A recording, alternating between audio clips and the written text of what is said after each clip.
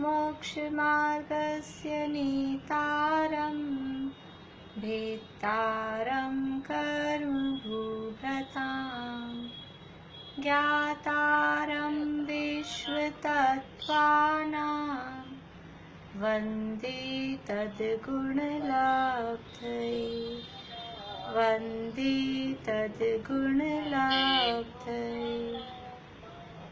मोक्षमार्ग के नेता एवं कर्म पर्वतों के भेदक और विश्व के सब तत्वों के ज्ञायक चेतन संवेदक सद्गुण आप समान प्राप्त हो यही भावना भाकर दे विनय पूर्वक करूं वंदना बारंबार जिनेश्वर देव बारंबार जिनेश्वर देव। तत्वार्थ सूत्र नामक महाशास्त्र और इसके तीसरे अध्याय के आधार पर हम अधोलोक की चर्चा कर रहे हैं। तीसरे अध्याय में पहले 6 सूत्रों में अधोलोक का वर्णन है और उसके बाद में फिर मध्यलोक का वर्णन है। सूत्र हम बोलेंगे 6 सूत्र हमने पूरे बोल के सीख लिए हैं। तो कल जिन्होंने नहीं बोले कोई हाथ खड़ा करे। नीलम अभी आप हाथ खड़ा कर रहे हो?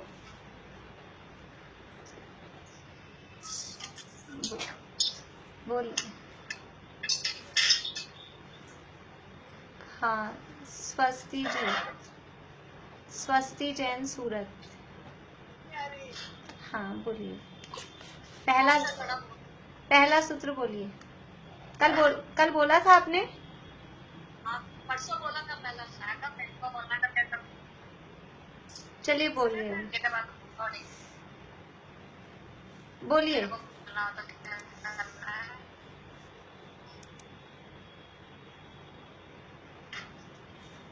बोल रहे हैं आप सूत्र?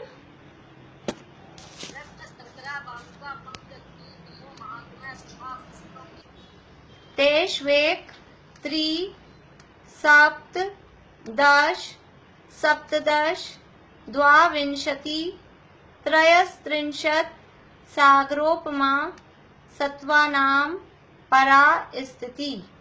तो नारकी जीवों की आयु क्रम से बतानी है, क्रम से इसमें लगाना है। तो पहले में है 1, दूसरे में है 3 यानी 3, तीसरे में 7, चौथे में 10, पांचवे में सप्तदश यानी 17, छठे में द्वाविंशति यानी 22 और सातवें में त्रयस्त्रिंशत्। ये पूरा एक शब्द है त्रयस्त्रिंशत्। त्रयस्त्रिंशत् का अर्थ है 33। तो 1 क्या, 3 क्या, 7 क्या, उसके आगे है सागरोपम। 1 सागरोपम, 3 सागरोपम, 7 सागरोपम। ऐसा उन नारकी जीवों की, नरक में वहां के जीवों की परा यानी उत्कृष्ट स्थिति यानी उनकी आयु ज्यादा से ज्यादा मैक्सिमम कितनी आयु होती है, ये दुख कितने समय तक भोगते हैं। तो पहले नरक में 1 सागर, दूसरे में 3 सागर, तीसरे में 7 सागर। सागर भी कह सकते हैं, सागरोपम भी कह सकते हैं। वास्तव में शब्द तो है सागरोपम, पर वो बड़ा लगता है तो शॉर्ट में उसको सागर बोल देते हैं। इसलिए आप लोग कंफ्यूज नहीं होना कि कभी सागरोपम कह रहे हैं, कहीं सागर लिखा है, कहीं सागरोपम लिखा है। दोनों का अर्थ एक ही है। फिर चौथे नरक में है 10 सागर, पांचवे में 17 सागर, छठे में 22 सागर और सातवें में 33 सागर है। जघन्य आयु भी कल हमने देखी थी। ये तो उत्कृष्ट आयु बताई है। कम से कम कोई जीव नरक में रहेगा तो जघन्य आयु, मिनिमम आयु कितनी होती है? मिनिमम आयु नरक में 10,000 वर्ष। तो ये 10,000 वर्ष सभी नरकों की मिनिमम आयु है? ऐसा नहीं है। सभी नरकों में मिनिमम आयु 10,000 वर्ष नहीं है। तो 10,000 वर्ष है, वो कहाँ की मिनिमम आयु है? हाँ अनीता जी बताइए। चलिए, कुछ लोग तो अपना अनम्यूट ही रखते हैं।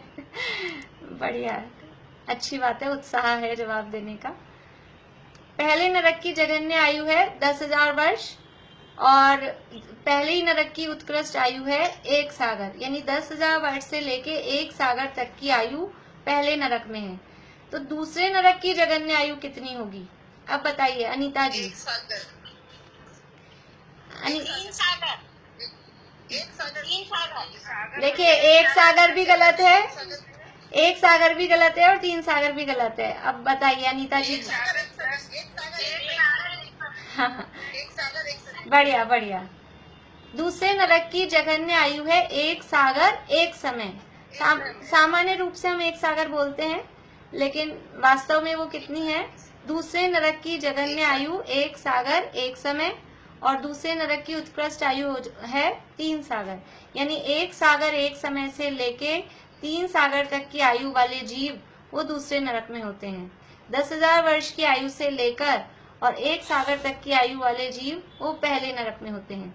ऐसे ही फिर तीसरे नरक में 3 सागर 1 समय से लेके 7 सागर तक की आयु वाले जीव, यानी पिछले नरक की जो उत्कृष्ट आयु है उसमें 1 समय प्लस करके वो उससे अगले वाले नरक की जघन्य आयु, जघन्य का मतलब है मिनिमम, कम से कम, वो अगले वाले नरक की मिनिमम आयु हो जाती है। तो पहले नरक की मिनिमम आयु बता दी और बाकी सारे नरकों की मैक्सिमम आयु बता दी। उससे हम और नरकों की मिनिमम आयु अपने आप समझ लेते हैं कि उनकी मिनिमम आयु कितनी है। अब आज हमको बात करनी है, देखिए हमने कल सागर का प्रमाण भी देखा था। सागर कितना बड़ा होता है, कोई बता सकता है सागर के बारे में? सीमा भाभी। 10 कोड़ा कोड़ी सागर। नहीं, सागर के लिए वो खड्डा खोदा था ना कल एक। हाँ ज्योति जी बोलिए। हाँ ज्योति, जो 2000 कोस 6000। रुकिए, हाँ सीमा भाभी जोर से बोलिए। हाँ 2000 कोस गहरा गड्ढा चौड़ा और गहरा, मतलब 6000 किलोमीटर का 2000 कोस होता है। उतना गहरा और नीचे गोलाकार गड्ढा होना चाहिए। उसमें 1 से 7 दिन की उम्र का वो उत्तम भोगभूमि का मेढ़े के जो बाल होते हैं उसके बहुत बारीक टुकड़े, मतलब जिसका 2 हिस्से भी नहीं कर सकते हैं उतना बारीक, उसको ठसा ठस भर दो और उसमें से 100 साल में एक बाल को निकालो। बढ़िया। बालों को निकाला, उसको तो व्यवहार कर लो, अपने व्यवहार को असंख्यात एक एक बाल निकालेंगे और जितने समय में वो पूरा, यानी एक एक बाल करके जब निकालेंगे 100 साल में एक बाल, और जब वो गड्ढा पूरा खाली हो जाएगा तो क्या कहलाएगा? वो एक व्यवहार पल्ले। बढ़िया। और उस व्यवहार पल्ले से भी असंख्यात होने वही उद्धार पल्ले, और उद्धार पल्ले तक और उस 10 कोड़ा कोड़ी, मतलब इंटू 1 कोड़ा 1 करोड़, ऐसे 10 कोड़ा कोड़ी ऐसा बताया था मैं। चलिए ठीक है बढ़िया। हाँ इससे आगे का बताइए वर्षा भाभी।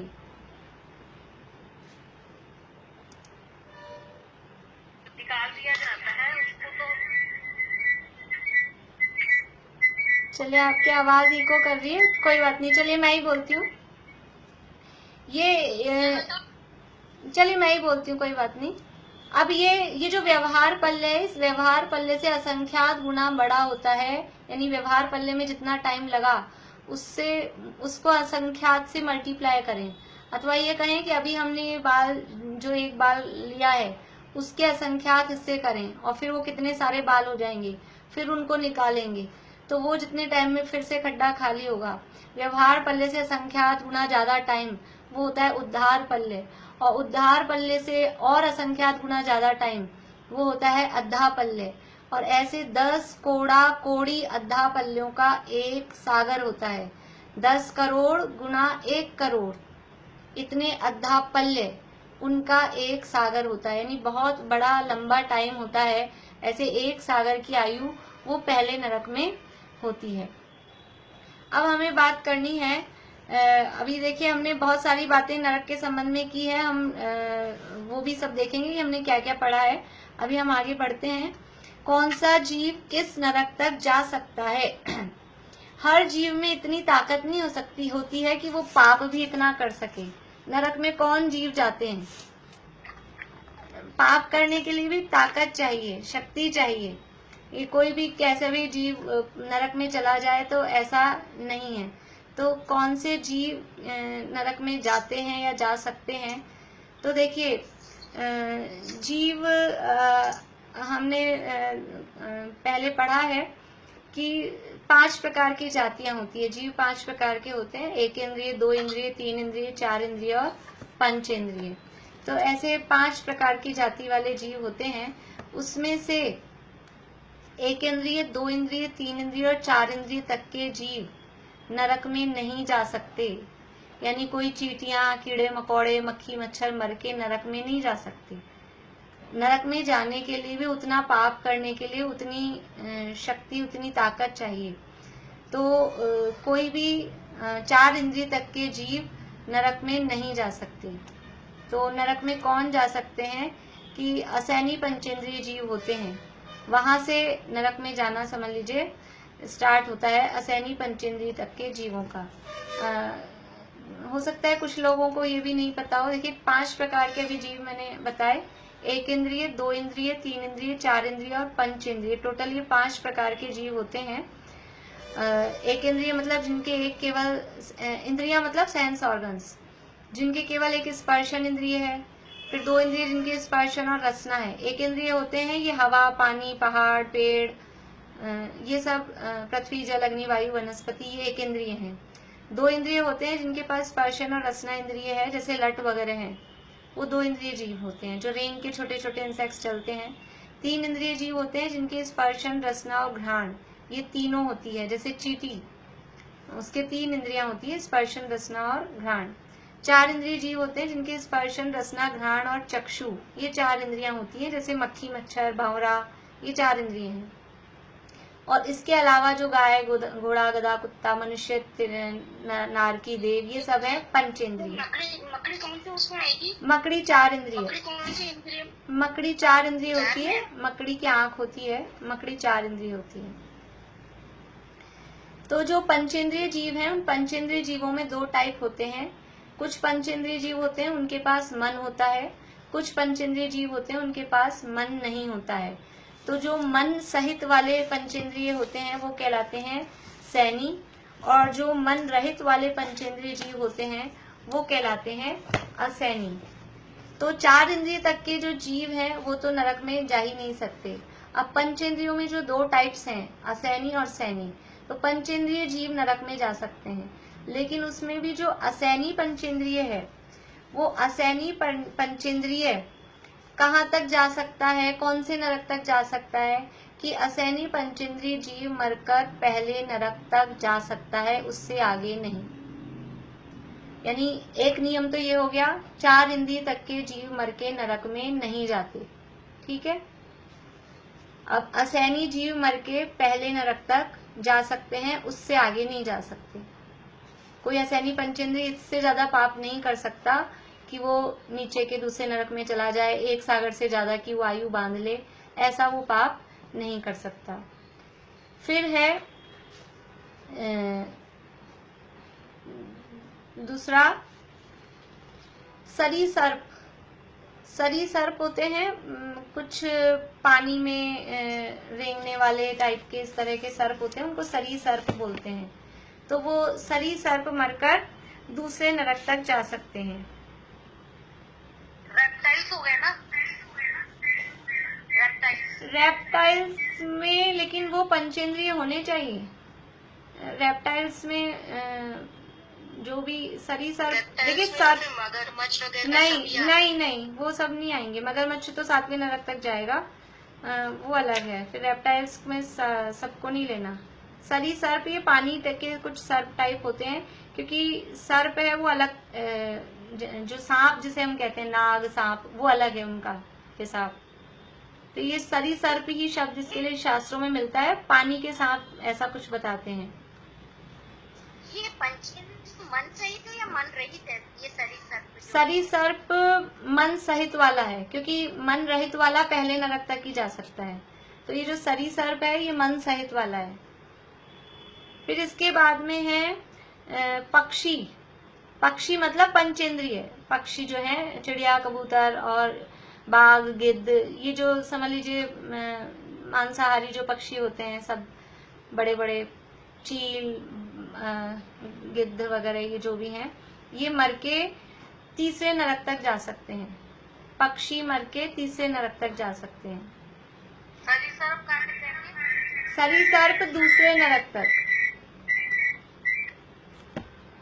देखिए, जा सकते हैं, पॉसिबिलिटी है अगर नरक में जाएं तो। ऐसा नियम नहीं है कि वो नरक में ही जाएगा, ऐसा नहीं है। लेकिन यदि वो नरक में जाए, उसके परिणाम ऐसे हों, तो वो जो जिसका कहा, अभी हम पक्षियों की बात कर रहे हैं, पक्षी तीसरे नरक तक जा सकते हैं। फिर इसके बाद में है जो भुजंग। भुजंग का मतलब है सांप, नाग, ये जो अजगर वगैरह हैं, ये सब भुजंग के अंतर्गत आएंगे। ये चौथे नरक तक जा सकते हैं।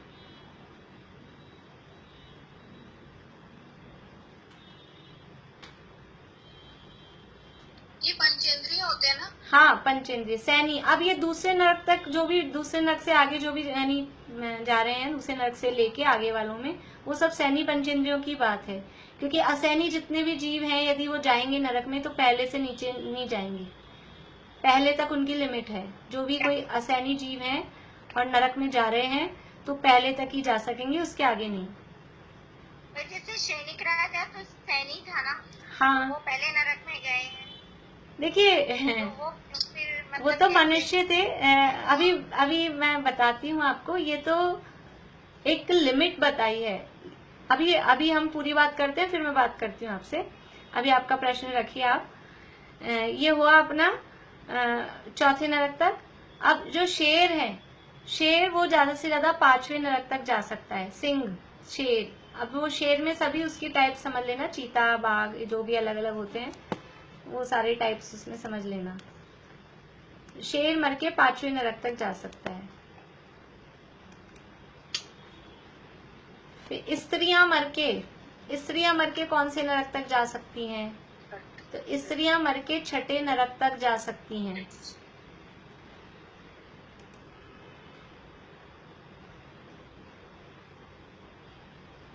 और पुरुष, मनुष्यों में पुरुष, और मगरमच्छ नहीं, मत्स्य, मछलियां भी, बड़ी बड़ी जो मछलियां होती हैं, मत्स्य शब्द उसके लिए आता है।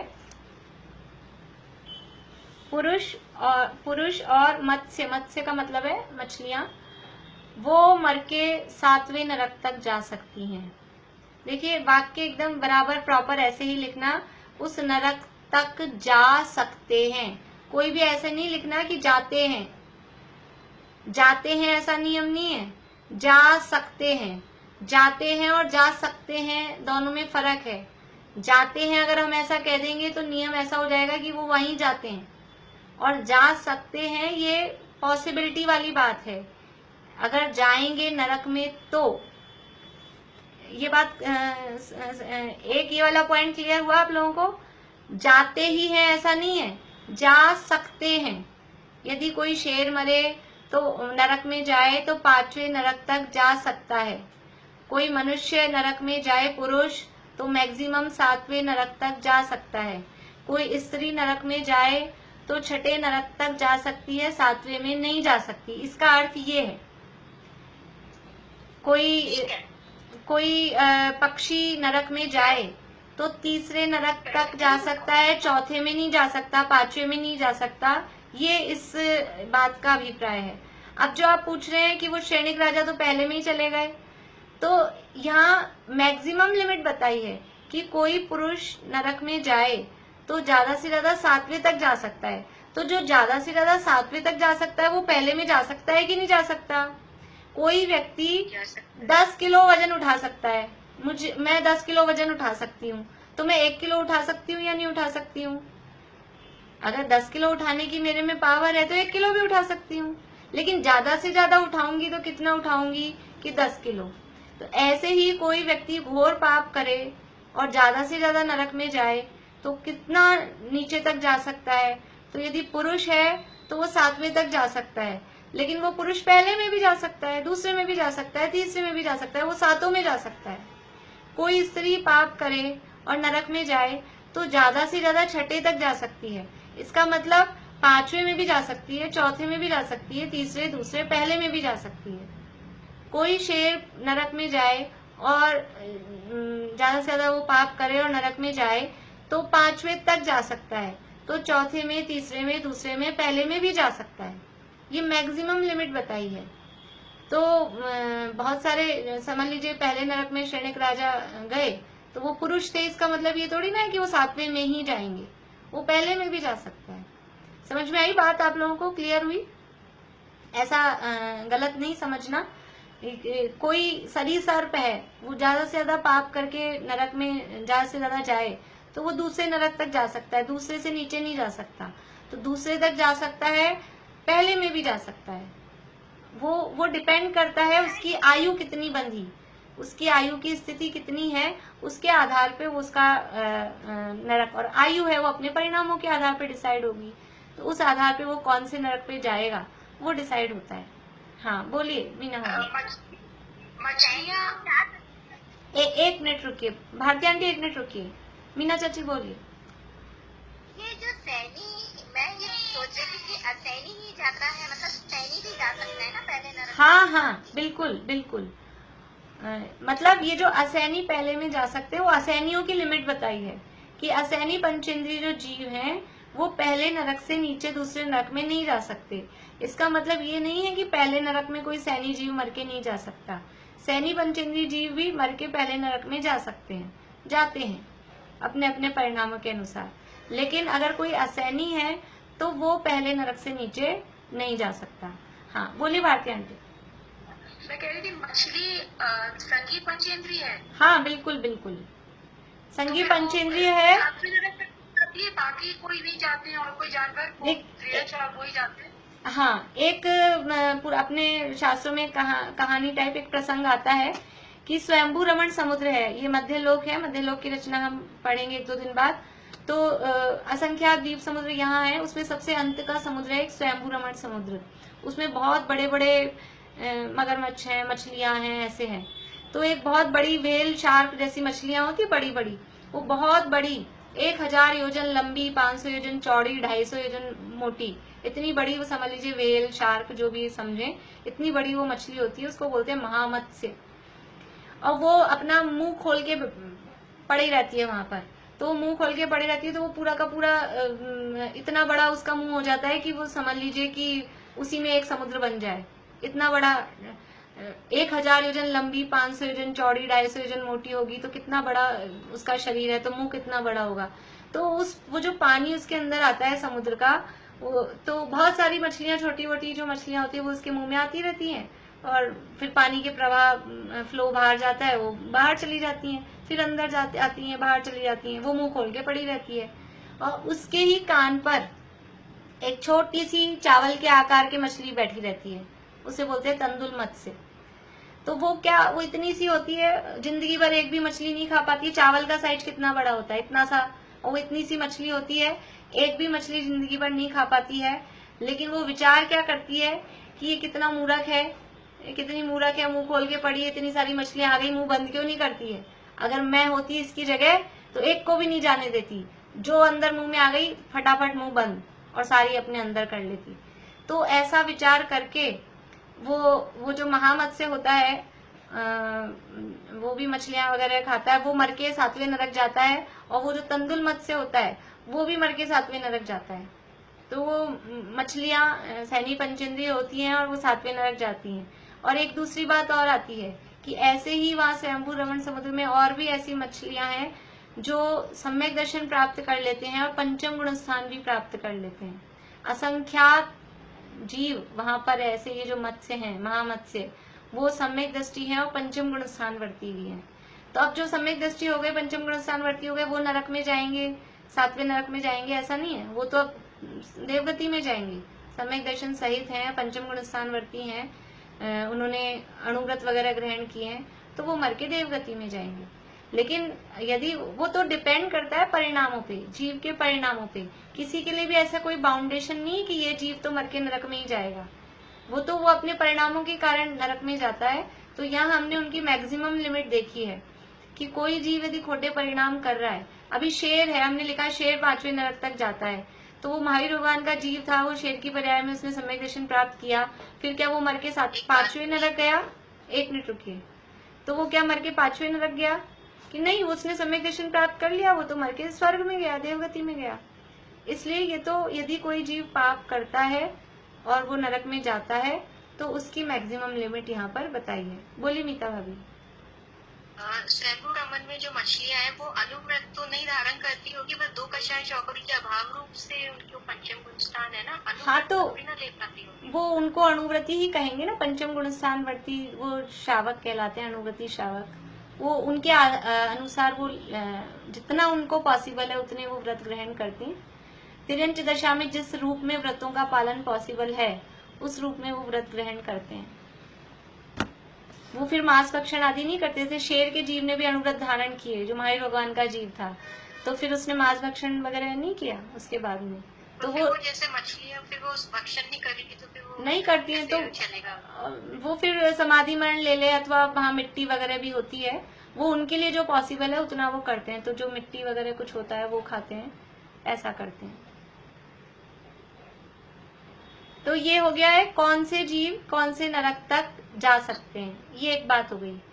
ठीक है, अब हम दूसरी बात देख रहे हैं कि किस नरक से निकलकर क्या बन सकते हैं ज्यादा से ज्यादा।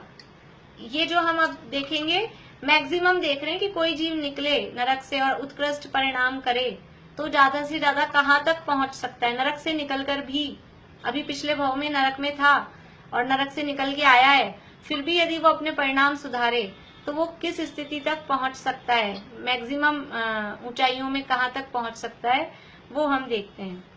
तो नरक से जो जीव निकलेगा, एक तो सामान्य नियम है, जैसे हमने एक पहला सामान्य नियम देखा था कि कोई भी 1 इंद्रिय से 4 इंद्रिय तक के जीव नरक में नहीं जाते हैं, ये एक सामान्य नियम हो गया।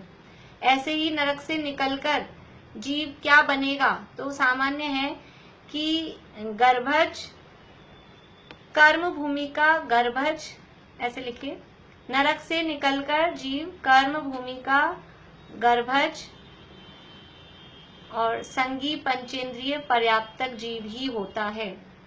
नरक से निकलकर जीव कर्म भूमि का गर्भज, संगी पंचेंद्रिय और पर्याप्तक, कितनी बातें हैं? कर्म भूमि का है, गर्भज है, संगी पंचेंद्रिय और पर्याप्त, ये 4 बातें हैं। पर्याप्तक ही होता है, यानी कि कोई भी जीव नरक से निकलेगा तो कर्म भूमि का जीव बनेगा, मतलब भोग भूमि का जीव नहीं बनेगा। कर्म भूमि और भोग भूमि ये मध्य लोक में एक व्यवस्थाएं होती हैं, वो भी हम अभी 3रे अध्याय में ही पढ़ेंगे आगे। कर्म भूमि, जैसे अभी हम जहाँ रहते हैं ये कर्म भूमि है, जहाँ पर हमें कर्म करने पड़ते हैं, कमाई करनी पड़ती है, धन कमाना पड़ता है, भोजन बनाना पड़ता है। पका पकाया पेड़ पे टंगा टंगाया भोजन हमको नहीं मिलता। कोई कितना भी धनवान हो, रईस हो, नौकर चाकर हो, तो नौकरों से बनवाना पड़ेगा, लेकिन किसी को पेड़ पे टंगा हुआ रसगुल्ले टंगे हुए नहीं मिलेंगे। तो ये कहलाती है कर्म भूमि, जहाँ पर कर्म करने पड़ते हैं जीव को। और एक दूसरी व्यवस्था होती है, वो कहलाती है भोग भूमि। वहाँ पेड़ पे टंगे हुए मिलते हैं, कपड़े चाहिए तो कपड़े पेड़ पे टंगे हुए मिलते हैं, रसगुल्ले चाहिए तो रसगुल्ले पेड़ पे टंगे हुए मिलते हैं, अमरस चाहिए तो अमरस भी पेड़ पे से आ जाता है। तो वो कहलाती है भोग भूमि। एक इस तरह की व्यवस्था होती है।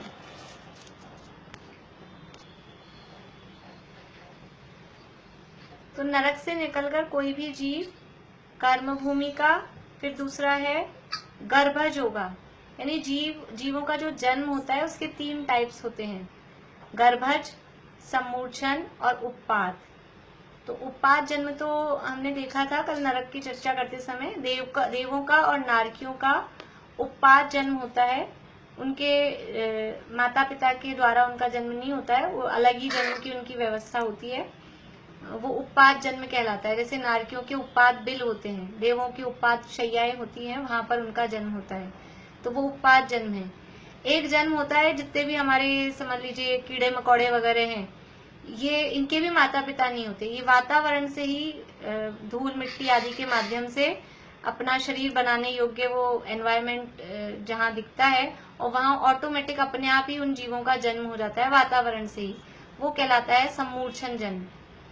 और तीसरा जैसा हम लोगों का होता है माता पिता के संयोग से गर्भ में रहकर जो जन्म होता है, वो कहलाता है गर्भ जन्म। उन्हें उन जीवों को कहते हैं गर्भज।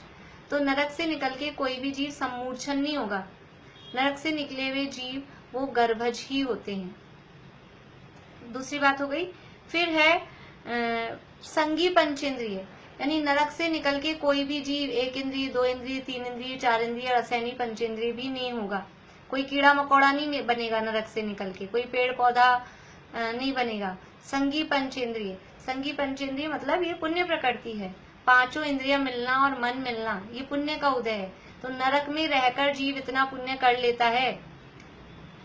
नरक में रहकर भी जीव इतना पाप नहीं कर पाता कि दोबारा से नरक में चला जाए। अभी हम और अभी आगे देखेंगे कि नरक से निकलकर जीव ये होगा, दोबारा नरक में नहीं जाएगा। नरक में रहा जिंदगी भर मारकाट की, तो भी इतना पाप नहीं कर पाता कि फिर से नरक में जाए। और यहाँ मनुष्य होकर, तिर्यंश होकर इतना पाप करते हैं कि नरक में जाए। ये थोड़ी विचारने वाली बात है कि मनुष्य तिर्यंश यहाँ पर मध्य लोक में होकर भी ऐसा पाप करते हैं कि नरक में जाए। और वहाँ नारकियों की परिस्थितियां हमने देखी है कैसी कैसी हैं, थोड़ा बहुत तो हमने देखा ही है। और वहां रहकर भी वो उतना पाप नहीं करते उन परिस्थितियों में रह के। इसका मतलब है कि बाहरी जो खाली परिस्थितियां हैं, मारकाट मची हुई है, उससे जीव के परिणाम का संबंध वो नहीं है। जीव के अंदर परिणाम कैसे चल रहे हैं, वहाँ वो नरक से निरंतर छूटने की भावना रहती है। उसको वहाँ किसी भी चीज में आसक्ति नहीं है। यहाँ भले ही हमारे मारकाट नहीं मची हुई है, पर जितना है ना हमारे पास में, एक समझ लीजिए फटा सा रुमाल हो, उसमें भी जो आसक्ति रहती है ना, वो भी गुम जाए तो अंदर से दिल दुखता रहता है, हमारा रुमाल गुम गया, रुमाल गुम गया। ये जो आसक्ति का परिणाम है, हमको जो आसक्ति है यहाँ, ये बहु आरंभ परिग्रहत्वम नारकस्य आयुष है, ये नरक के आश्रव के कारण है। वहां नरक में आसक्ति नहीं है, तो वहां निरंतर और अपने परिणामों की निंदा करता है जीव कि मैंने ऐसे पिछले भाव में क्या पाप किए थे कि जो यहाँ आके मुझे ऐसा दुख सहना पड़ रहा है। तो निरंतर अपने उन परिणामों की निंदा करते हैं, आसक्ति नहीं रहती है। और इस तरह की भावना भाते हैं कि अब जब इस जगह से निकलेंगे तो जरूर ही अपने आत्मा का हित करेंगे और उसमें ही लगेंगे। ऐसी अंदर भावना रहती है। उस भावना के बल पे वो संगी पंचेंद्रिय और पर्याप्तक का मतलब है कि थोड़ी अच्छी लंबी आयु। एक जीव होते हैं अपर्याप्तक, उनकी आयु होती है बहुत ही समझ लीजिए सेकंड से भी बहुत कम, इतना आप समझ लीजिए। श्वास के 18वें भाग उनकी आयु होती है अपर्याप्त जीवों की। और नरक से निकल के जो जीव निकलते हैं नरक से, वो कभी भी अपर्याप्त नहीं होते, यानी इतनी कम आयु उनकी नहीं होती है, थोड़ी ज्यादा आयु वाले होते हैं। कितनी होती है ऐसा कुछ वो नहीं है, लेकिन इतनी कम आयु उनकी नहीं होती है। तो नरक से निकल के जीव कर्मभूमि के गर्भज, संगी पंचेंद्रिय, पर्याप्तक, और एक शब्द आगे और लिख लीजिए आप, मनुष्य या तिर्यंश ही होते हैं। संगी पंचेंद्रिय, पर्याप्तक, मनुष्य या तिर्यंश, क्योंकि नारकी कोई भी वापस से नारकी नहीं होता और नारकी मर के देव भी नहीं होते, इसलिए मनुष्य या तिर्यंश ही होते हैं।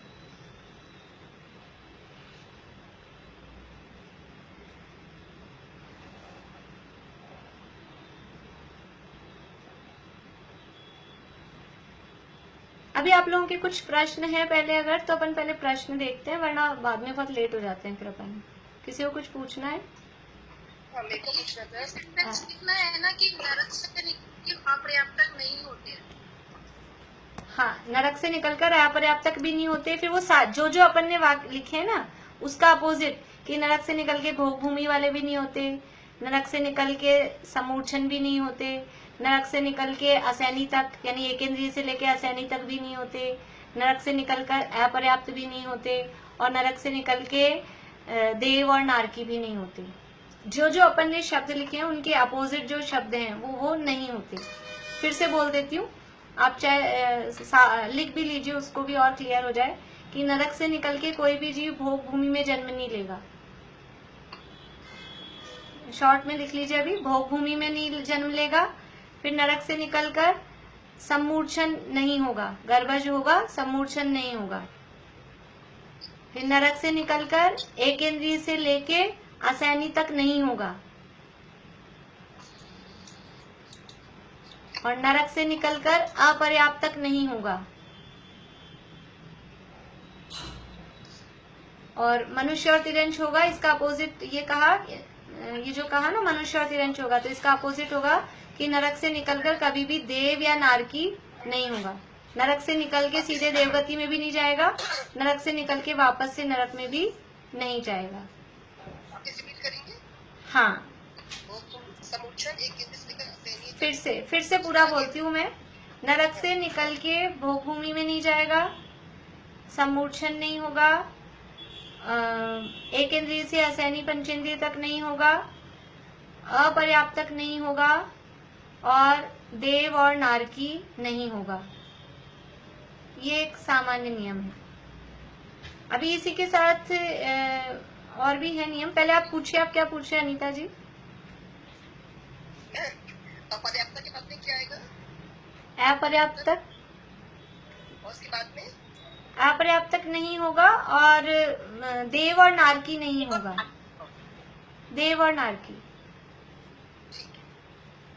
हाँ, और किसी को कुछ पूछना है? मैम भोग भूमि स्वर्ग हो गया ना? नहीं, भोग भूमि स्वर्ग नहीं है। देखिए सभी लोग ध्यान से सुनिए, भोग भूमि स्वर्ग नहीं है। भोग भूमि यहाँ मध्य लोक में ही होती है, वहाँ मनुष्य और तिरंश ही रहते हैं। मध्य लोक का ही एक पार्ट है ये। जहाँ अभी हम रह रहे हैं वहाँ समझ लीजिए लाखों करोड़ों वर्ष पहले, सागर, एक कुड़ाकोड़ी सागर पहले यहाँ भोग भूमि थी। भोग भूमि में वो कल्प वृक्ष होते हैं, वो जो मैंने भी कहा ना पेड़ों से मिल जाता है, उन पेड़ों को कल्प वृक्ष कहते हैं। वो कल्प वृक्ष स्वर्गों में भी होते हैं, लेकिन जब यहाँ भोग भूमि होती है, और कुछ भोग भूमियाँ परमानेंट भी हैं मध्यलोक में, उनकी हम डिटेल में चर्चा बाद में करेंगे। तो वहाँ पर कल्प वृक्ष होते हैं, और उन वृक्षों के माध्यम से ही जो हमको चाहिए वो वृक्षों से ही मिल जाता है। 10 टाइप के अलग अलग वस्तुएं देने वाले वो वृक्ष होते हैं, और उनके नीचे जाके बैठ के जो मांगेंगे, मतलब जो टाइप का वृक्ष है वो मांगेंगे तो वो मिल जाएगा। एक जो अपनी 12 भावना है, जो बहुत राजा राणा छत्रपति, उसमें जो लास्ट वाली धर्म भावना है, उसमें जो छंद आता है, जाचे सुर तरु देय सुख, सुर तरु, ये सुना है शब्द? चिंतत चिंता रैन, बिन जाचे बिन चिंतये धर्म सकल सुख देन। तो जाचे सुर तरु, सुर तरु का मतलब है कल्प वृक्ष। वो कल्प वृक्ष दे देता है, जो चाहो वो दे देता है, लेकिन कब देता है कि उसके नीचे जाके बैठ के मांगो, मांगना पड़ता है। तो वो कल्प वृक्ष की बात वहां आई है। मुझे अब उस छंद का अर्थ नहीं करना है, अपने पास टाइम ज्यादा नहीं है। चलिए आगे, और किसी को पूछना है?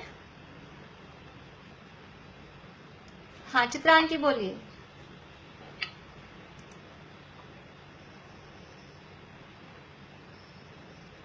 चित्रा आंटी आवाज चालू करिए, आपकी म्यूट हो गया।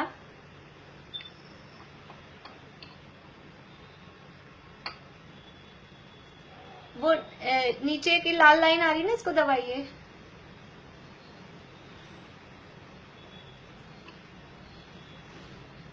चित्रा आंटी हाँ, अब आ रही है। मैंने कल सूट में बोला था, कल माई दीदी मैं बोल दूं? हाँ बोलिए। देश पे सप्तदश द्वार विंशति सार्वपमा सत्वाना परा। बढ़िया, ठीक है। हाँ हाँ, अनीता जी आप कुछ पूछ रहे हैं? मैं ये पूछ रही थी, 1 से लेकर 4 तक की इंद्रिय जीव होती है, वो नरक नहीं जाती, फिर कहाँ जाते हैं वो लोग? वो जैसे उनके परिणाम हो, मनुष्य या तिर्यंश बनते हैं, वो देवगति में भी नहीं जाते। तो जैसे उनको उनके मनुष्य अथवा तिर्यंश में, ये एक इंद्रिय से लेके असैनी तक के सभी जो जीव हैं वो तिर्यंश होते हैं, जितने भी बनते हैं। हाँ, तो एक इंद्रिय से असैनी तक सब नहीं, तिर्यंश भी तिर्यंच भी बन सकते हैं, मनुष्य भी बन सकते हैं। तो या तो वापस से वही मक्खी मच्छर बनते रहें, कुछ कीड़ा मकोड़ा बनते रहें, या फिर मनुष्य उसी भी में घूमते रहेंगे, उसी में घूमते रहेंगे वो घूमते भी रह वो डिपेंड करता है उनके परिणामों पे। घूमते भी रह सकते हैं, मनुष्य भी बन सकते हैं। उनके परिणाम क्या बिगड़ेंगे? बिगड़ते हैं, कैसे बिगड़ सकते हैं? बिगड़ते कैसे हैं। बिगड़ेंगे? सारी समझ नहीं गई आपको इस बात। सारी कषायें उनमें होती हैं, सब कषायें मक्खी है, आज मच्छर है, तो कषाय कैसे आ सकती है? होती है। ये नहीं हो पा रहा है। अभी टाइम नहीं है, फिर कभी अपन बात करेंगे। अभी शाम को ही 2 दिन से हमारा यही प्रकरण चल रहा था। बच्चे प्रश्न करते हैं मेरे से रोज कि वो मक्खी मच्छर कैसे कषाय पा सकते हैं? अंदर होती है, उनके अंदर देखिए, दिखाई नहीं देती, वो बात अलग है। बाकी मक्खी मच्छरों में तो थोड़ा कभी कभार इस तरह की परिस्थितियां दिखती है। मक्खियां आपस में कुछ उलझती हुई दिखती हैं, तो हम समझ सकते हैं शायद वो उनको क्रोध आ रहा हो, लड़ रही हैं या कुछ कर रही हैं इस तरह से। पेड़ पौधे वगैरह है, पेड़ पौधे हैं, पत्थर है, पहाड़ है, तो ये क्या होगा इनका? देखिए, कषाय सब में है, दिखती नहीं है, वो बात अलग है। कोई समझ लीजिए गूंगा बहरा व्यक्ति है और उसको इंजेक्शन लगाएं, तो क्या उसको दर्द नहीं होगा? हाँ जी, तो ये उदाहरण जैसे हम व्यक्ति में समझ सकते हैं कि कोई गूंगा बहरा व्यक्ति है, उसको भी इंजेक्शन लगाते हैं तो दर्द उसको होता है, वो चिल्ला नहीं पा रहा, वो एक बात अलग है। ऐसे ही पेड़ पौधों को भी कषाय हैं, उनको भी दर्द होता है, उनके भी क्रोधादि परिणाम होते हैं, लेकिन वो व्यक्त नहीं कर पा रहे, वो उसको एक्सप्रेस नहीं कर पा रहे, वो एक बात अलग है। लेकिन अंदर कषायें पूरी की पूरी कषायें सारी हैं, क्रोध मान माया लोभ, जितनी सारी कषायें हैं, सारी कषायें उनमें होती हैं। सॉरी, म्यूट हो गया, सॉरी।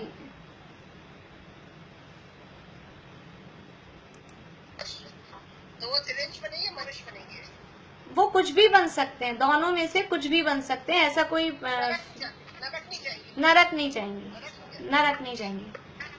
हाँ, और किसी को कुछ पूछना है? हाँ अंकल बोलिए, बोलिए अंकल। नरक से निकल करके समुर्शन नहीं होगा तो एक से 4 इंद्रिय जीव तो होगा ही नहीं। हाँ, तिर्यंच होगा तो फिर वो सिद्धि पंचेंद्रिय होगा या मनुष्य होगा? हाँ, वो हमने संगी पंचेंद्रिय कह दिया ना, तो संगी पंचेंद्रिय कह दिया तो उसमें भी आ गया 1 से 4 इंद्रिय नहीं होगा और सम्मूर्छन नहीं होगा, इसमें भी ये बात आ गई, क्योंकि 1 से 4 इंद्रिय सब सम्मूर्छन होते हैं। लेकिन एक बात और है कि पंचेंद्रिय जीव भी सम्मूर्छन होते हैं, इसलिए सम्मूर्छन का निषेध किया, क्योंकि पंचेंद्रिय सम्मूर्छन भी होते हैं, इसलिए।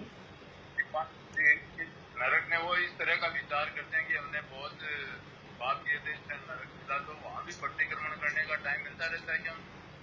ऐसा टाइम नहीं, लेकिन अंदर भावना, जैसे ही जीव नरक में पहुंचता है, भले ही मारकाट चल रही है, लेकिन अंदर विचार तो चलते हैं ना, अंदर वो दुख से, तकलीफ से, सबसे पहले तो ऐसा ही लगता है।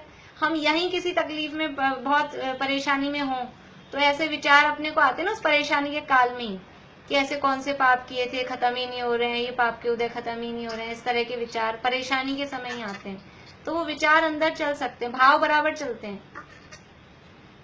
पुराने भावों को हम कभी भी सोचते रहते हैं, उसी को प्रतिक्रमण कहेंगे।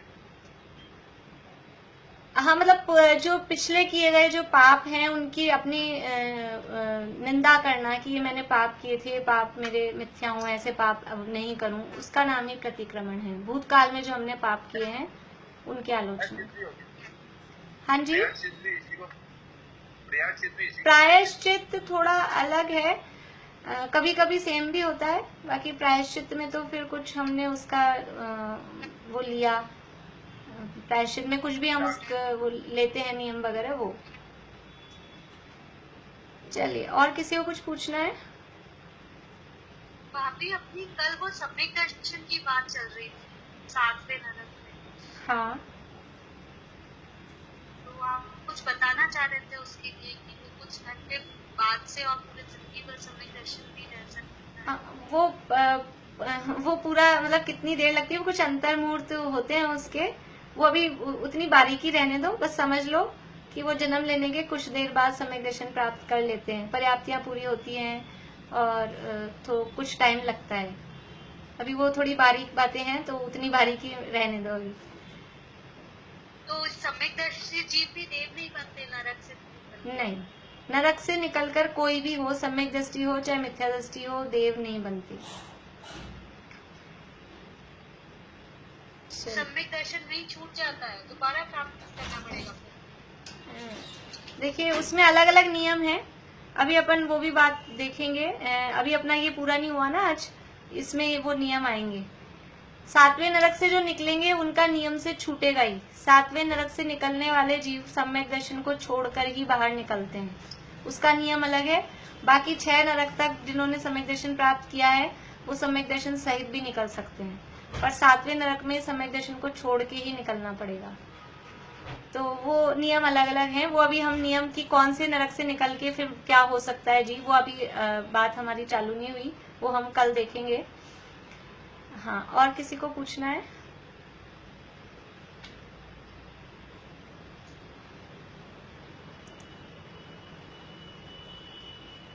चलिए, तो अभी तो अपन फिर यहीं पूरा करते हैं, टाइम भी हो गया है। जो आगे वाले अभी बहुत सारे नियम बाकी हैं, तो काफी बातें अभी और आने वाली हैं इसमें, कल अपन उसकी चर्चा करेंगे। आपने जो चार्ट भेजा है वो उसमें सारा लिखा हुआ है जो भेजा आपने? हाँ, काफी कुछ उसमें लिखा हुआ है, जो मैंने चार्ट भेजा है ना, उसमें लिखी हुई है ये बातें, आप लोग मिला भी सकते हैं उससे। चलिए, सूत्र और किसी को बोलने की इच्छा है? 6 नंबर वाला जिसने एक बार भी ये चार्ट कहाँ पे भेजा है? वो जो ग्रुप है ना अपना, आप कोई नहीं करी थी। जूम पाठशाला ग्रुप नाम के से जो व्हाट्सएप ग्रुप है उसमें भेजा है। ठीक है। हाँ हाँ, नीलम भाभी कुछ बोल रहे हैं? हाँ, मैं कहते आप इसके नोट्स भेजेंगे? नोट्स तो अभी आप लोग खुद ही बनाइए अभी, क्योंकि मेरे पास बने हुए तो है नहीं। अभी टाइम जैसे जैसे मिलेगा तब बनाऊंगी, अभी टाइम नहीं मिल पा रहा। वैसे तो साथ लिख ही रही हूँ मैं। हाँ, नहीं आप लोग अपने हिसाब से लिख लीजिए, अभी मेरे भरोसे मत रहिए। चलिए, पारुल आपको कुछ पूछना है? भाभी सूत्र बोलो। हाँ बोलिए। पेशवे त्रिशत्व 10 सप्तदश द्वाविंशति 10 त्रिशत सागरोपमा सत्वानम परा स्थिति।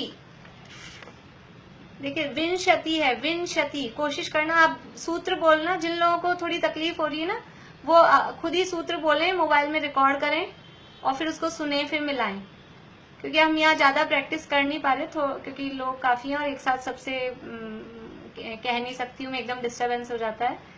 इसलिए थोड़ी सी खुद प्रैक्टिस करें, मोबाइल में रिकॉर्ड कर लें फिर उसको सुने, तो अपन फिर इससे मिलाएंगे तो हमको गलती समझ में आएगी। विंशति, त्रयस्त्रिंशत, ये कुछ शब्द हैं, संस्कृत के हैं, कठिन पढ़ते हैं, लेकिन कोशिश करेंगे तो शुद्ध उच्चारण होगा।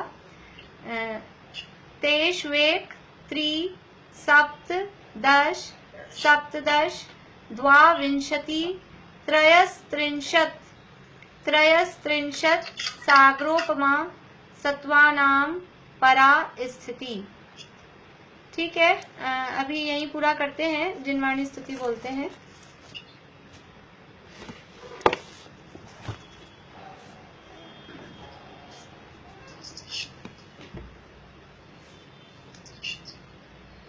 पारस सुपारस है वही पारस करे जो लोह को, वह आत्मा ही है सुपारस जो स्वयं निर्मोह हो। रति राग वर्जित आत्मा लोक में आराध्य है। निज आत्मा का ध्यान ही बस साधना है।